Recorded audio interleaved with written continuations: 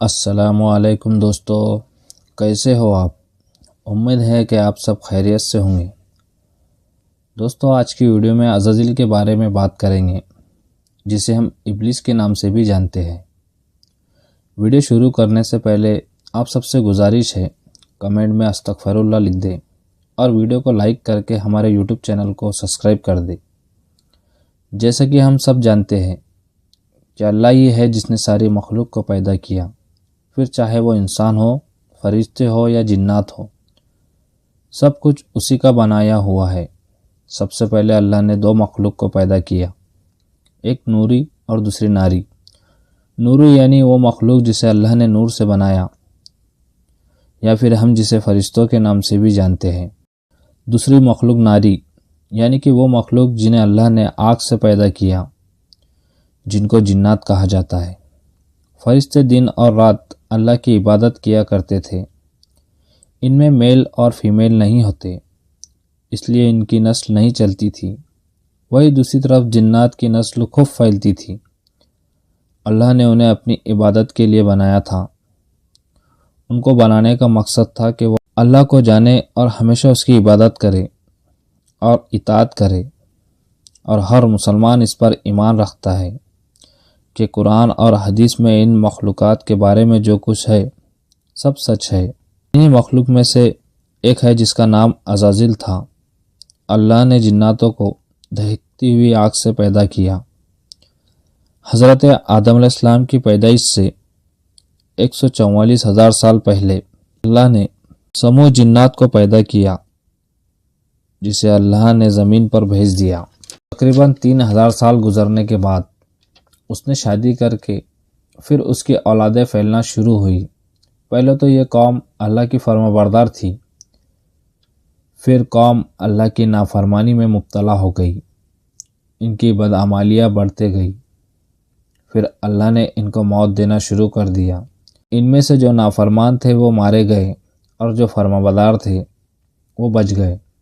ان کی نسلوں کو آگے چلایا گیا۔ انہی میں سے ایک مشہور جن چالیپا تھا۔ یہ بےحد ہی طاقتور تھا۔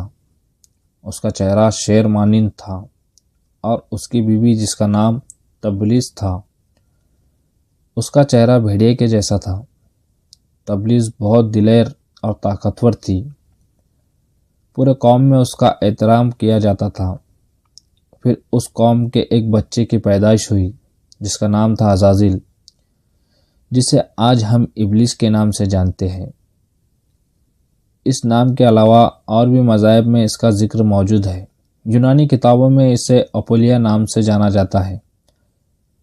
یہاں تک ایک مذہب کے لوگ اس کی عبادت کرتے آ رہے ہیں۔ ان کا ماننا ہے کہ اس کا خدا سے بغاوت کرنا صحیح تھا۔ وہ اسے خدا کی مخالفت میں کھڑا کرتے ہیں۔ ان لوگوں کو سیٹینک کہا جاتا ہے۔ آئیے جانتے ہیں ابلیس نافرمان کیسے بنا۔ بعض روایتوں کے مطابق جناتوں کو دنیا میں حضرت آدم علیہ السلام کی پیدائش سے 50,000 سال پہلے بھیجا گیا، اور جلدی یہ فتنہ فساد میں مبتلا ہو گئے۔ جب زمین ان کی فتنہ فساد سے ربریز ہو گئی اور ساری حدیں پار ہو گئی، تو اللہ نے فرشتوں کو حکم دے دیا کہ ان نافرمان جناتوں کو مار دو۔ تو پہلی بار اس کائنات میں خونی جنگ ہوئی۔ اس جنگ میں عزازیل کے ماں باپ یعنی کہ چالیپا اور تبلیس نے بڑی بہادری سے فرشتوں کو سامنا کیا، لیکن جب حکم ربی ہو تو اس کی مرضی کے بغیر کوئی جیت نہیں سکتا، اور فرشتے جناتوں کے اوپر غالب آ گئے۔ ساتھ ہی یہ دونوں مارے گئے۔ باقی بچے جنات قائدی بنا لیا۔ اسی میں عزازیل بھی موجود تھا۔ جب اسے بارگاہ الہی میں پیش کیا گیا تو اللہ نے اس کی بہترین تربیت کا حکم دے دیا، اور اللہ کے حکم کے مطابق اس کی بہترین تربیت کو انجام دیا گیا۔ اس کی عبادت کے طریقے سکھائے گئے، اور اس نے بہت جلد اللہ کا قرب حاصل کر لیا اور اللہ کا محبوب بن گیا۔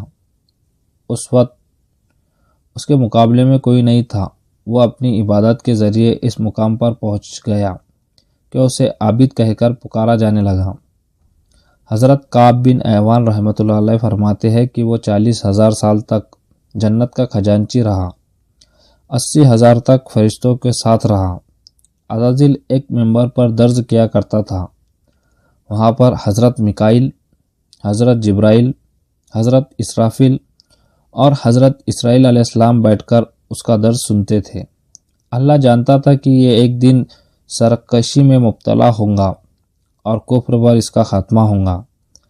ایک بار عزازیل نے لوح محفوظ پر دیکھا کہ وہاں لکھا ہے، میں اللہ کی پناہ مانگتا ہوں شیطان مردود سے۔ اسے پڑھ کر وہ 2000 سال تک روتا رہا۔ پھر اس نے اللہ سے پوچھا کہ اللہ آخر وہ کون ہوں گا جسے لوگ پناہ مانگیں گے؟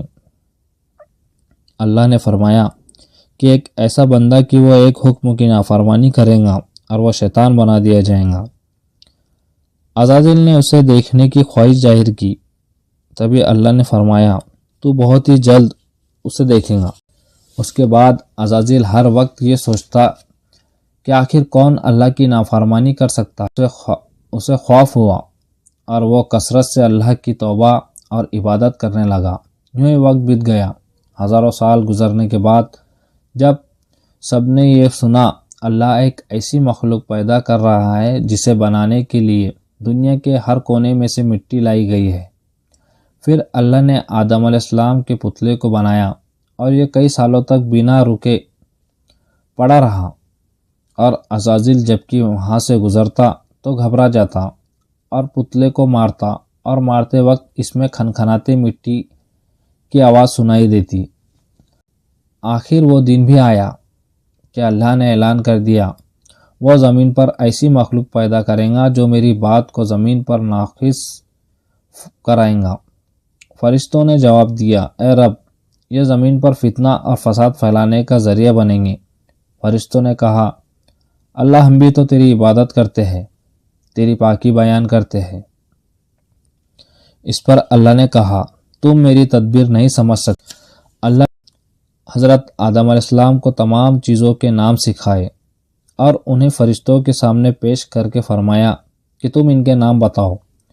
فرشتے جواب نہ دے سکے تو اس پر اللہ نے حضرت آدم علیہ السلام سے فرمایا، مجھے ان کے نام بتاؤ۔ حضرت آدم علیہ السلام نے اللہ کے سارے نام بتا دیے۔ پھر اللہ نے فرشتوں کو حکم دیا کہ وہ حضرت آدم علیہ السلام کو سجدہ کرے۔ اس پر سارے فرشتے نے اللہ کے حکم کے مطابق حضرت آدم علیہ السلام کو سجدہ کیا، لیکن عزازیل نے سجدہ نہیں کیا۔ اس نے سجدہ کرنے سے انکار کر دیا۔ وہ کہنے لگا کہ میں اس مٹی سے بنے انسان سے کہیں زیادہ بہتر ہوں۔ تو نے مجھے آگ سے پیدا کیا، میں اس انسان کو سجدہ نہیں کروں گا۔ اللہ نے شیطان کو نکل جانے کو کہہ دیا۔ اللہ نے فرمایا کہ اب تو مردود ہو گیا اور تا قیامت تک تجھ پر میری پھٹکار ہے۔ اس پر عزازیل نے عرض کیا کہ اے رب، مجھے روز محشر تک کی مہلت دے۔ اللہ تعالیٰ نے اس کی یہ بات مان لی۔ اس پر وہ کہنے لگا کہ میں تیرے بندوں کو گمراہ کروں گا اور انہیں نافرمانی کی طرف مائل کروں گا، ان پر حملہ کروں گا، دائیں سے بائیں سے، آگے سے پیچھے سے۔ اللہ نے کہا، تو یہیں سے نکل جا، جو بندے تیرا کہنا مانیں گے میں ان کو جہنم میں ڈال دوں گا۔ اس کے بعد عزازیل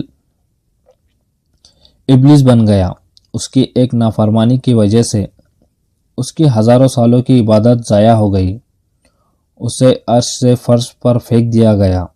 قرآن کے مطابق سورہ ابراہیم میں یہ بات کہی گئی ہے کہ روز محشر میں کہیں گا کہ تم اپنے گناہوں کے خود ذمہ دار ہو، تم نے خدا کے سچے وعدے کو نہیں مانا۔ اس نے تم سے سچا وعدہ کیا تھا اور میں اپنے وعدوں کی مخالفت کرتا ہوں کہ تم اپنے گناہوں کے خود ذمہ دار ہو، تم نے خدا کے سچے وعدے کو نہیں مانا۔ اس نے تم سے سچا وعدہ کیا تھا اور میں اپنے وعدوں کی مخالفت کرتا ہوں۔ مجھے تم پر کسی قسم کا تسلط حاصل نہیں تھا سوائے اس کے کہ میں تم کو بلاتا اور تم نے اس پر لبیک کہا۔ ابلیس کا سجدے سے انکار کرنا حضرت آدم علیہ السلام سے حسد تھی۔ دوستو، بات انکار کرنے کی نہیں، سرکشی کی تھی۔ اللہ شیطان سے ہماری حفاظت فرمائے۔ دوستو ویڈیو کیسی لگی آپ کو کمنٹ سیکشن میں ضرور بتائیں۔ اگر آپ نے ابھی تک ہمارا چینل سبسکرائب نہیں کیا ہے تو چینل کو ضرور سبسکرائب کریں۔ ملتے ہیں اگلی ویڈیو میں۔